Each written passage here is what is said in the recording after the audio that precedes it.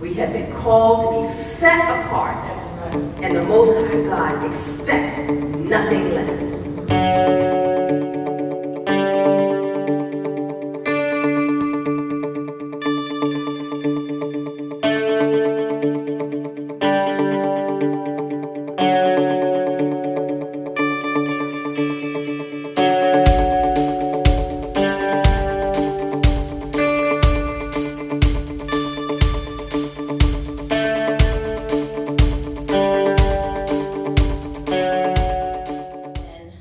I want to thank you, Sister Lisa Patofla, for taking time out of your busy schedule to come and share on this topic of prayer. But before we begin, can you share a little bit about yourself? I'm a single mom with 2 adult daughters. Okay. I have one who's hearing impaired, and my hearing daughter and I both serve in ministry, in interpreting service with the deaf ministry. And we've been here in Virginia for a while. I know for sure my heart God brought us here 16 years ago. God's going to keep us here, hasn't He decided to move us? Yes, exactly. Okay, and you want to share with them that you are a part of Hands Sharing the Gospel, her Lord's ministry, and what your Yes, role I is. am. Mm-hmm. I am the treasurer, Amen. board member. Yeah. Yes. And you are a blessing to the ministry, and I thank God for you. Okay, so we're getting ready to start back on the topic of prayer. Do you want to share with me first how important prayer is to you and why it's essential in your life and what it means to you about standing in the gap as it relates to prayer? Sure. Prayer is my communication to God.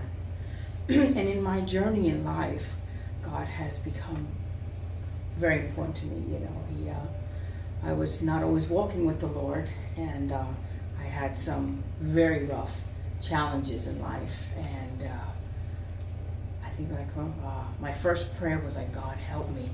And that was an honestly true prayer from the bottom of my heart. And it was that simple. That God was it. help me. Yes. I think people need to understand that. It's something as simple as that. God help me. Yeah. And it's just sad that I had to wait till I was rock bottom to finally turn and ask God for help. And He moved very fast. Wow.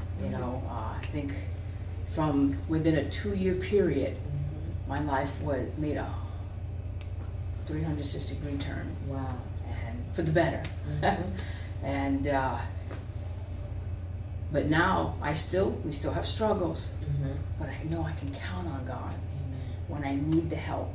It's just only a call away. Or a prayer away. Yeah. Okay, so in other words, you're saying that during that time when you had kind of just strayed away from God, because it's important for us to share that God never leaves us. It's us that leave God. Right. And so during that time, you're saying basically that when you strayed, that your life was absent without prayer. There was no communication. And so once you just said that simple prayer to God, God help me, God came. And so like you said, even though you still have struggles, you have God in it this time. And He's there providing and fulfilling your every need. There's not that hopeless feeling anymore. I know there's going to be a way out. Amen. Wow. Okay, so I had shared with Minister Turner earlier Galatians 6:2. And I want to share with you 1 Timothy 2:1. And when you hear it, tell me what comes to mind, okay?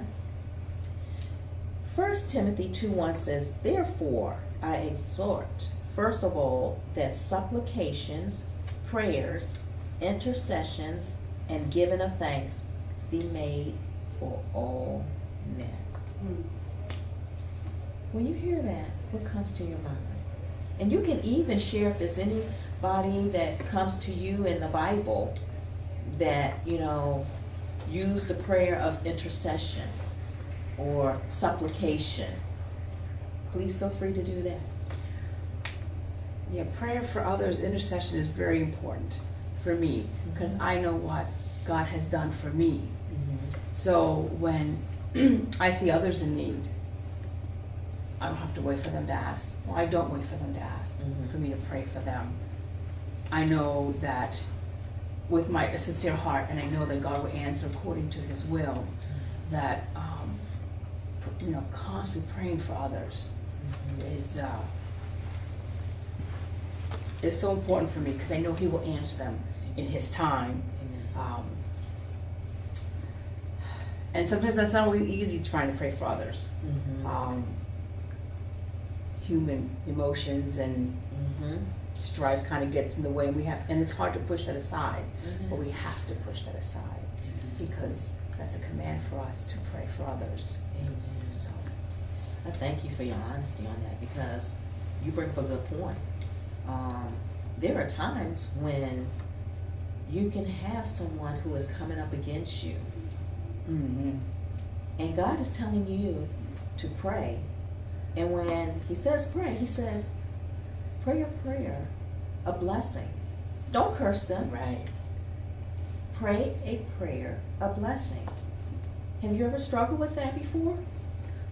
Yes. I had a coworker, and it was in a school setting, so we worked in the same classroom. And unfortunately, she was prejudiced against me because of my nationality. And she was just so empty. And she claimed to be of faith, but just by her mannerisms, it wasn't.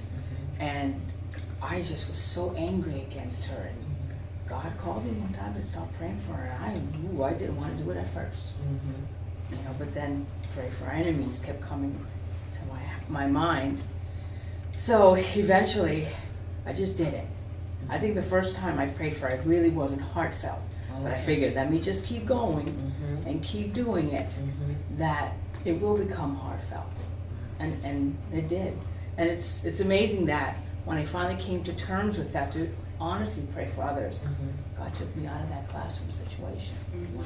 So He puts you in those situations when He wants you to do something, and until you're obedient to do Exactly. it, That's you're another there. word, obedient. Isn't it? So let me ask you this. Through that, did healing come for you? For me, yes. Yes. Forgiveness? Yes. Yes, because, prayer is two-way. God can have us praying for someone, but at the same time, it's doing something for us as well. I too, God has had me in that situation before, and, just hurt. And, it's not like God had given me time to say, for me to say, okay, give me like an hour or two at least. But no, God was like right there and then, pray for them. And I was like, excuse me? What? That's not going to happen right this minute. But then there is that stillness from God, and you be like, oh, it's going to happen right now then. And like you just do it. But it's not heartfelt at the moment.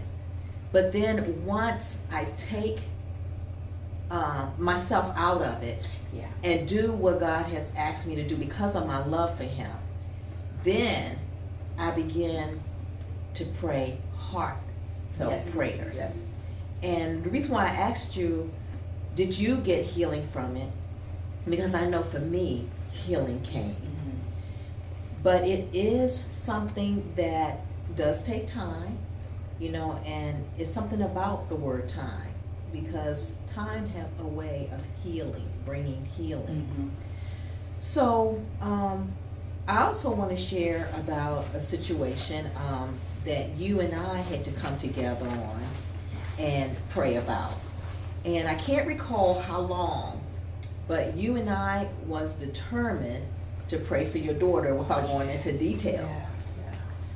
And we know the background, but once we started praying, oh my God, what a change we saw. But not only did we see a change, we see how God is using your daughter in a mighty way. And I always say, I just truly believe God is going to have her doing missions, because her heart is so just like connected to God. Yes. Yes. I mean, her love for God and for truth to always be spoken. She does not like any watered down No. words when it comes to God. And Mhm. so you and I both know that prayer is very effective. Yes. Next, I wanted to ask you is on Ephesians 6:18. And Ephesians 6:18 says, praying always with all prayer and supplication in the Spirit, being watchful to this end with all perseverance and supplication for all the saints. We're in a time of chaos, and we have been for a while. But I want to say that the more we are moving closer to Christ's return, we see and we hear so much chaos, especially when we turn on the news. And Ephesians 6:18, it speaks about, putting on the full armor of God. But it's also a weapon that we use. Prayer is.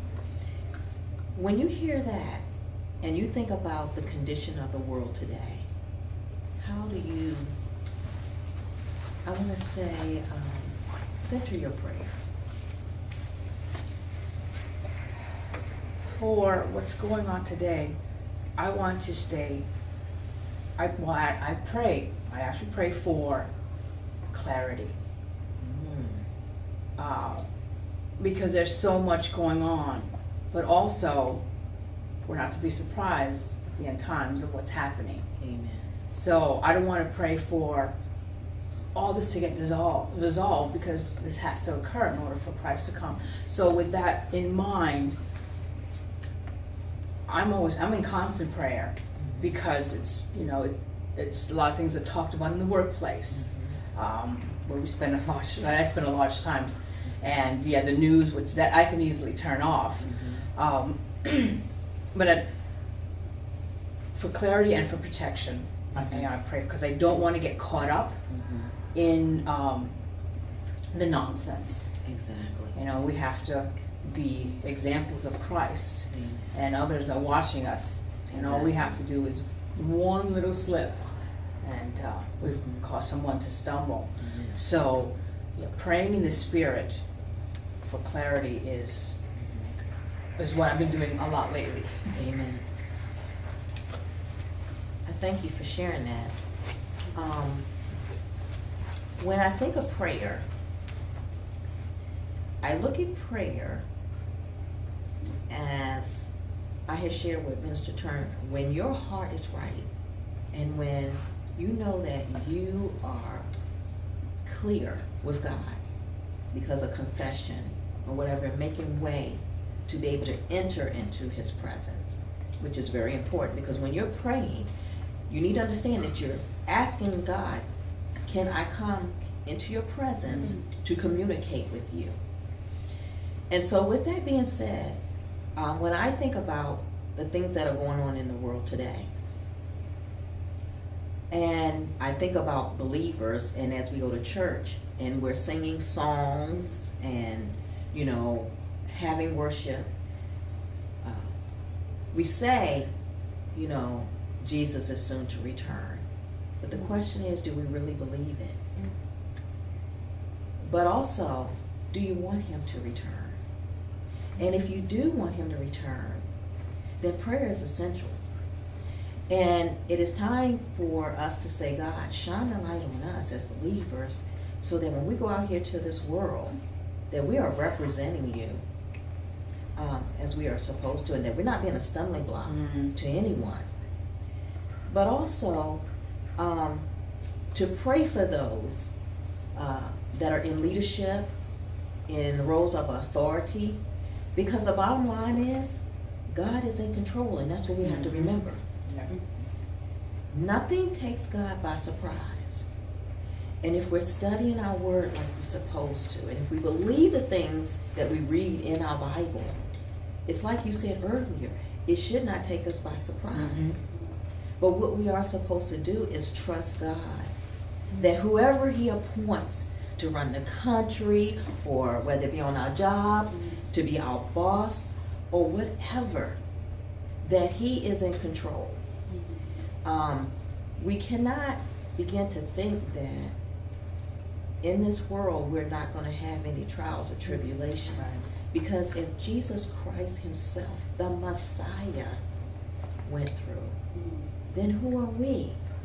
But one thing that God allowed us to learn from the Lord Jesus Christ as we read our word is that he was a person who was constantly in prayer. And he believed in prayer because he knew who he was talking to. And he knew that our Father, and he know that our Father is real, and that he will hear our prayer when we call out to him. And when we call out to him with a pure heart,